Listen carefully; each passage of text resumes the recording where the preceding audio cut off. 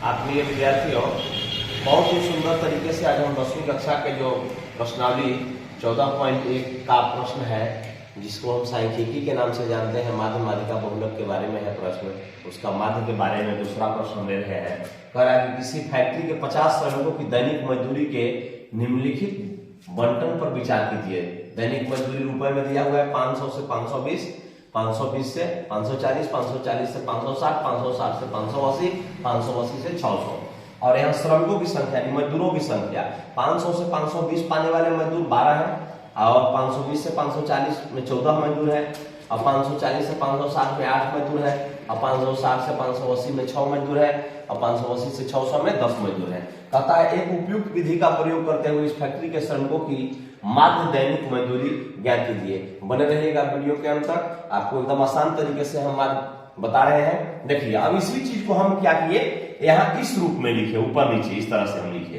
दैनिक मजदूरी रुपए में लिख दिए 500 से 520, 520 से 540, 540 से 560, 560 से 580, 580 से 600। इसी चीज को हम लिखे। अब यहाँ हम वर्ग अंतराल लिख दिए, जिसको हम x1 से निरूपित करते हैं। वर्ग अंतराल क्या होता है?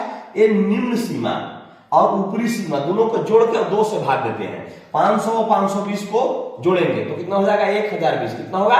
1020 में जब हम 2 से भाग देंगे तो कितना आ जाएगा जी? 510। यहाँ वर्ग अंतराल कितना आ जाएगा? इसकी वर्ग चिन्ह का 510 आ गया। अब यहाँ 520 और 540 के जोड़ देंगे तो 1060। 1060 में जब 2 से हम विभाजित करेंगे तो कितना आ जाएगा? 530। कितना आ जाएगा?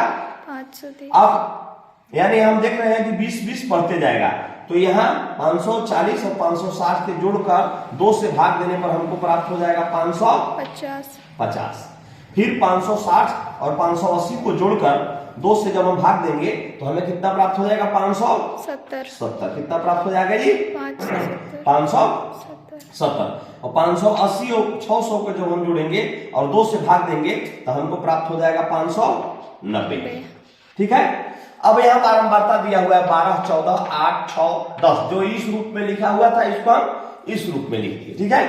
अब यहाँ हम एक खाना बनाए हैं, एक कॉलम और हम बनाए हैं x1 गुने f1, यानी वर्ग अंतराल गुने बारंबारता। ये दोनों में गुना करके यहाँ लिख दे रहा है, इसलिए हम इस रूप में लिखे हैं। ऐसे गुना करने में थोड़ा कठिनाई महसूस होता, सामने सामने लिखा हुआ है तो गुना करके लिखेंगे। देखिए 12 0 0, 12 12 इकाई 12 की 2 हासिल 1, 12 5 60 हुए 61, 120 आ गया। 14 शून्य हो गया, 14 3 42 के 2 हासिल 4, और 14 5 70 और 4 74। ठीक है। अब 8 से 8 सोने सोना, 8 5 40 के सोना हासिल 4, अब 8 5 40 और 4 44 हो गया। अब 6 से 6 सोने सोना, 6 7 42 के 2 हासिल 4, 6 5 30 और 4 34, 120 आ गया। अब 10 से 590 में 10 से गुना कर देंगे तो 590 लिख करके 0 चढ़ा देंगे, इतना। अब इसका योग कर दिए, इसका योग तो दिया हुआ है, यहाँ बहुत आसान है। देखिए इसका योग यहाँ दिया हुआ है, कितना है? 50 श्रमिकों। हमको यहाँ बताया 50 श्रमिकों की दैनिक, यानी श्रमिकों की संख्या कितना है जी? ये 50 हो जाएगा। इसको जब हम जोड़ेंगे 12 14 8 6 10 को जोड़ देंगे 50 आ गया। ठीक है। अब इसका भी हम योग कर दे रहे हैं। क्या कर रहे हैं? इसका भी योग कर रहे हैं। 6120, ये सबको हम योग करेंगे तो आ जाएगा 60, 27,260। ठीक है। अब हम क्या करेंगे? इसलिए माध्य बराबर, यहां देखिए हम लिख दे रहे हैं, इसलिए माध्य बराबर क्या हो जाएगा जी? x1 इंटू f1, माने दोनों का गुणनफल जो है वो बटे कितना हो जाएगा?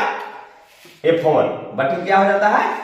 f1, यानी 27,260, 27,260 अब बटे 50। 50 से हम भाग ले रहे हैं। ठीक है। 0 0 कट गया, 5 से 50 25, 2 बचा, 2 पर 2 22, 5 चौके 20, 2 बच गया, 2 पर 6 26, 50 25, 1 बच गया। 5 गुना के 10 उठा के चढ़ा दिए, 5 गुना के 10 पर वो 0 हम चढ़ा देंगे, यानी माध्य मजदूरी क्या हो जाएगा जी? 545 रुपए और 20 पैसे। यही हो गया 545.20, ठीक है ना। यही हो गया हमारा उत्तर। मैंने श्रमिकों का जो है माध्य मजदूरी कितना हो गया 545.20। हमें उम्मीद है कि आपको वीडियो जरूर पसंद आया होगा, क्योंकि बहुत ही आसान तरीके से हमने बताने का प्रयास किया है। धन्यवाद।